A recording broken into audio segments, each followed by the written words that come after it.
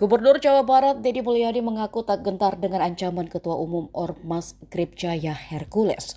Ia menegaskan tidak akan takut atau tunduk terhadap tekanan dari pihak manapun. Sebelumnya Hercules mengancam akan mengerahkan puluhan ribu anggota Ormas Gripjaya ke Gedung Sate jika Deddy Mulyadi berencana memberantas Ormas. Apalagi kata Hercules, setelah Deddy menang Pilgub Jawa Barat karena ada andil dari Ormas. Namun, Deddy menanggapi ancaman itu dengan singkat, "Saya tidak akan mendengarkan." Dukungan pun mengalir ke Deddy, salah satunya datang dari Letjen TNI Purnawirawan Yayat Sudrajat, mantan Sesmenko Polhukam dan ex-prajurit Kopassus. Yayat menilai Deddy Mulyadi sebagai pemimpin yang peduli rakyat kecil. Menurutnya, Deddy belusukan cari solusi, tahu penderitaan masyarakat. Kata Yayat saat diwawancarai sebuah kanal YouTube.